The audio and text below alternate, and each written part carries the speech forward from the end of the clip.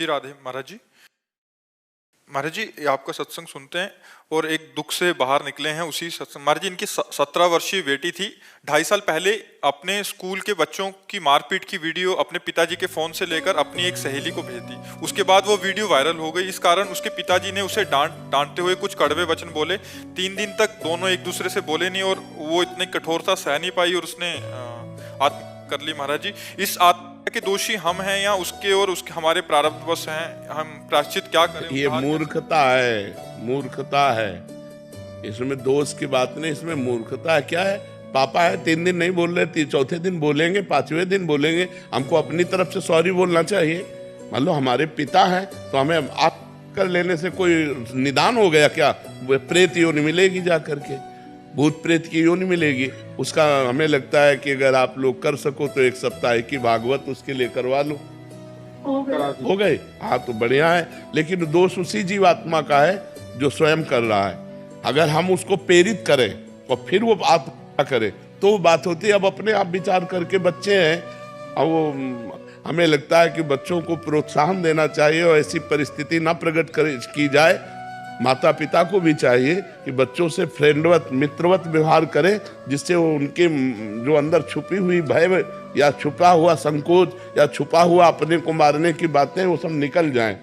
अब बच्चों को थोड़ा मित्रवत व्यवहार करना चाहिए। ऐसा भय नहीं दिखाना चाहिए कि अगर बाहर मान लो गलती भी हो गई कोई, तो घर में आके अपनी मम्मी से बात कर ले, अपने पापा से बात कर ले।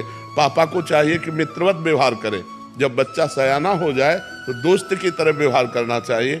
कभी पास बैठ करके प्यार से बात करना चाहिए, क्या चल रहा है, मतलब एक दोस्त की तरह। डराना नहीं चाहिए। देखो, कोई भी गलती करना, हम तुम्हारे दोस्त की तरह तुम्हारा हित चाहते हैं, तुम हमें बता देना। ऐसा व्यवहार नहीं करना चाहिए। बच्चे गलत करके मान लो गलत हो गया, अब उनको ये भय कि पापा जान जाएंगे और उधर दूसरा ब्लैकमेल कर रहा है, तो सोचते हैं इससे अच्छा कर लो, इससे अच्छा कर लो।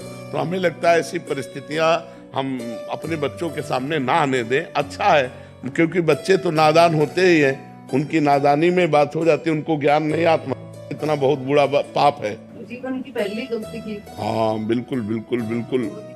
हाँ वही तो कह रहा हूँ, नए बच्चों से ऐसे हो जाते, बच्चे से गलतियां हो जाती। पर माता पिता को भी चाहिए कि सावधान नहीं लगने दिया। हाँ। राधे राधे महाराज जी। महाराज जी, आप कह रहे हैं कि पिछले 2 साल से सत्संग कीर्तन सुन रहे हैं, महादेव की भक्ति पिछले 10 साल से कर रहे हैं, अभी राधा नाम। महाराज जी कह रहे हैं कि ये मेडिकल लाइन में हैं और पिछले 5 साल से ड्रिंक की लत लग गई और अभी छोड़ नहीं पा रहे महाराज जी ड्रिंक। हाँ तो ठीक नहीं है। और कह रहे कि पर प्रभु को पाना चाहती हूँ। नहीं, गलत बात है, गलत, बिल्कुल गलत बात है, बिल्कुल गलत बात है।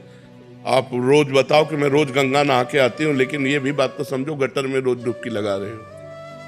ये जो मद्यपान है ये हमारे शास्त्र विरुद्ध है। 5 में कलयुग का वास है और महापाप बताया गया है। पर स्त्री गमन, मदिरापान, द्वित कीड़ा, हिंसा और जुआ।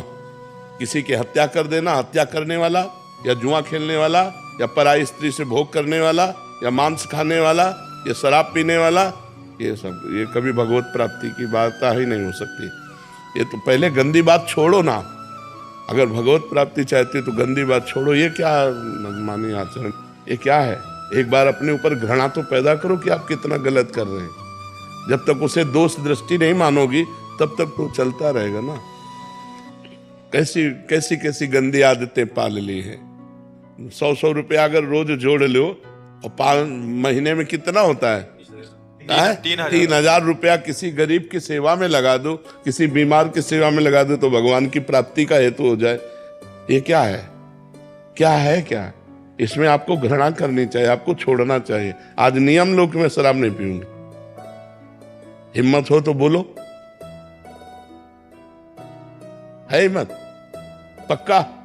वृंदावन में बैठी हो हमारे सामने, बोलो आज के बाद शराब नहीं पीऊंगी।